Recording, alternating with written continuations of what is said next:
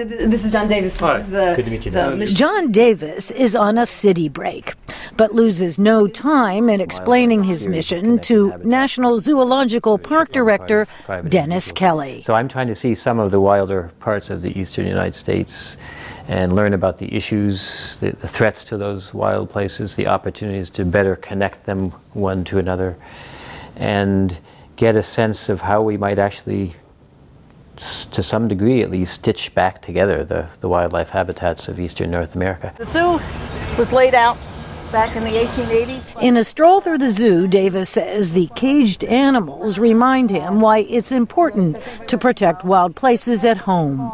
We have a wonderful diversity of wildlife in the eastern United States. We still have bears in many places. We still have red wolves in a couple places in North Carolina. We have panthers in Florida. We have a songbird population throughout the forested parts of eastern United States. We have an abundance of snakes and salamanders and turtles and so forth that matches almost any region in the world. Davis has paddled streams, hiked through wilderness parks, and talked to scientists, ranchers, and farmers who know the land.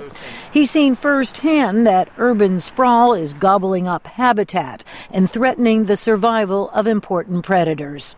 And along many of the region's busy highways, he's found a disturbing abundance of roadkill.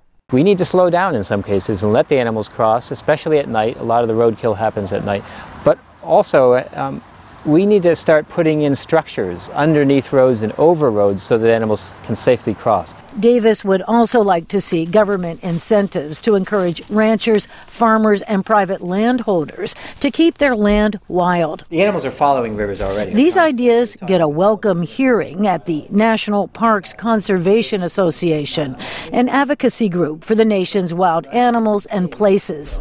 Davis stops by for a noontime meeting. These landscapes are so altered over so many generations. I mean, what is natural and what is, what are the right species that are the indicator species? I mean, how do you determine that after all this modification has gone on for so many centuries? Yeah. Well, it's hard to know, but I have certainly been convinced by Reed Dawson, Michael Soule, and others that we need the top predators.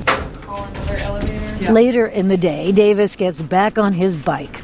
Staffers from Island Press, an environmental publishing group, join him for a ride around the nation's capital.